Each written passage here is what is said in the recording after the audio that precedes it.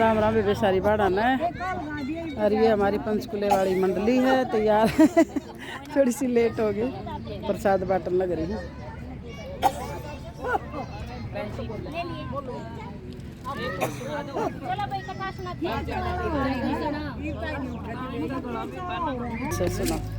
एक बार क्या हुआ भाई,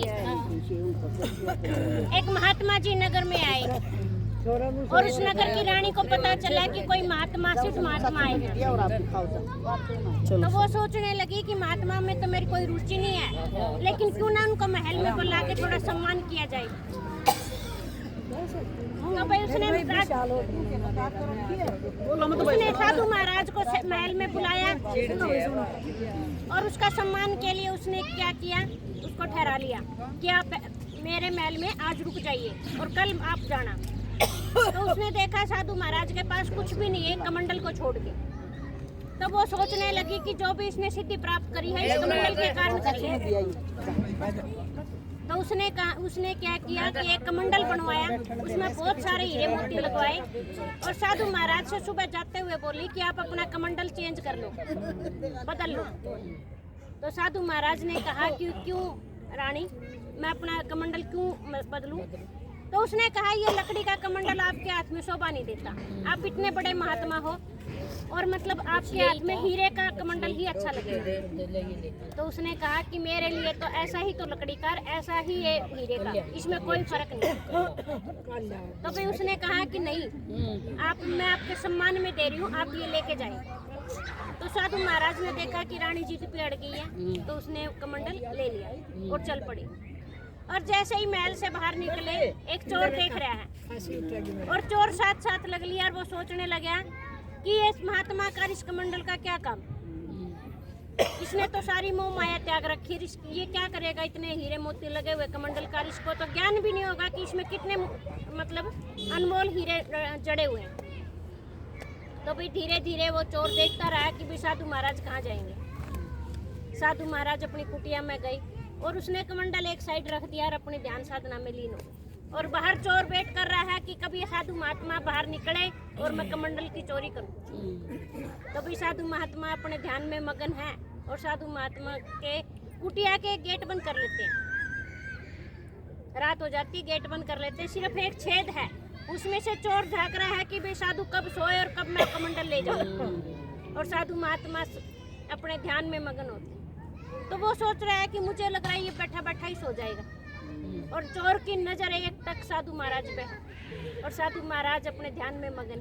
और साधु महाराज को पता है कि बाहर चोर वेट कर रहा है।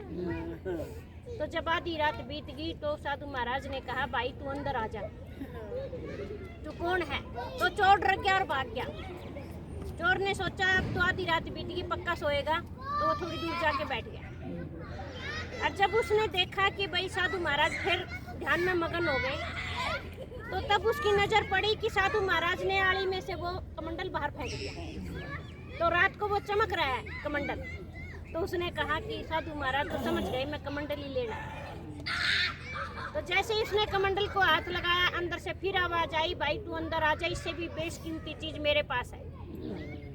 तो वो डर गया कि भाई इसको अंदर बैठे बैठे कैसे पता चला कि भाई मैंने कमंडल उठा लिया। तो वो अंदर गया, उसने सोचा कोई और अनमोल हीरा ले रहा होगा, कोई और बड़ी चीज ले रहा है जो मेरे को अंदर बुला रहा है। तो उसने कहा कि भाई कमंडल तेरा ही है और बिठा के समझाया कि भाई तेरे को इससे कीमती चीज चाहिए। उसने कहा कि इसमें जो हीरे जड़े हैं वो मेरी पूरी कई पुश्तों तक खत्म नहीं होगी, इतने कीमती है। तो उसने कहा नहीं, मैं इससे भी बेशकीमती हीरा जानता हूँ, वो कहाँ है, वो तेरे को कई जन्मों तक तार देगा। तो उसने कहा कि ठीक है पता। उसने कहा उसके लिए तेरे को थोड़ी देर बैठना पड़ेगा। बैठ गया, उसको खाने पीने को दिया चोर को और उससे कहा कि भाई तू इससे अनमोल हीरा नहीं लेके जाएगा। तो उसने कहा ठीक है ले जाऊंगा, भले फिर कमंडल नहीं छोड़ूंगा। उसने कहा कमंडल तो भाई तेरा हो गया, लेकिन तू अगली चीज तो लेके जा। बोला भाई तू कोई काम क्यों नहीं करता, तू परमात्मा में ध्यान क्यों नहीं लगाता? तो उसने कहा मेरे को कोई काम नहीं आता, चोरी को छोड़ दे। तो उसने कहा कि भाई तू एक काम कर, बोला जब अगले घर में चोरी करने के लिए जाए, तेरा ध्यान इतना पक्का है, तेरी पलक भी नहीं झपकती सामने वाले घर को देखते हुए, तो उस टाइम तू परमात्मा को याद करते हुए उसको देखना। एक तो इससे तू पकड़ा नहीं जाएगा, दूसरा तेरा ध्यान पक्का रहेगा, तू चोरी में कभी फंसेगा नहीं, और जो तू लूटना चाहता है वो लूट जाएगा। उसने कहा ठीक है। तो भाई वो कमंडल ले गया और वो सोचने लगा कि साधु ने तो सही युक्ति बताई। बोले इस बहाने तेरा आराम से ध्यान लग जाएगा और मतलब तेरे चोरी का काम भी हो जाएगा। तो चोरी कर, तेरा चोरी काम है तो भाई वो बैठा है किसी के बनिए के घर के बाहर, चोरी के लिए बैठा है, और उसको साधु की बात याद आई कि जब तक ये बनिए का परिवार सो नहीं जाता, क्यों ना मैं अपने ध्यान से राम को रटूं और इनको देखूं। दोनों काम कह रहा था इकट्ठे हो जाएंगे। तो वो देख रहा है और वो परमात्मा में लीन हो गया और उसका ध्यान लग गया। उसका ध्यान जैसे ही लगा उसको परमात्मा की प्राप्ति हो गई। तो वो सुबह गया और उसने कहा कि आपने तो मुझे लूट ही लिया। महात्मा से जाके कह रहा कि आपने तो मुझे लूट लिया। उसने कहा भाई मैंने क्या किया? बोला जो कल आपने बताया और जो कल मेरे को प्राप्त हुआ वो मैं कभी भी जिंदगी में प्राप्त नहीं कर सकता था। मुझे आज पता चला कि साधु संतों से मुझे दूर रहने के लिए कहा जाता था। मुझे तो पता ही नहीं था इतनी कीमती चीज आपके पास है, वो आपने मुझे 1 मिनट में दे दी। तो उसने चोरी छोड़ के और परमात्मा में ध्यान लगाया। एक बात कही थी कि परमात्मा का नाम लेके ध्यान। हाँ, सिर्फ एक। तो इसलिए कहते हैं ना आज ध्यान नहीं लगता। ध्यान तो आप काम करो और आप एक ही बात सोचो। देखो हम गृहिणी हैं सारी, सब्जी बनाओ और परमात्मा को याद करो कि देखो ये प्याज काट रही हूँ मैं, भगवान जी आप भी काटो साथ में, अब मैं टमाटर काट रही हूँ, अब मैं सब्जी काट रही हूँ। आप देखना थोड़ी देर बाद आपको सारी रसोई की चीजें दिखनी बंद हो जाएंगी, सिर्फ सब्जी में पड़ने वाले मसालों को छोड़ के। और सब्जी में ऐसा टेस्ट आएगा कि आप ये सोचोगे कि भाई आज सब्जी बड़ी टेस्टी बनी, आज जल्दी भी बनी। होगा ना सब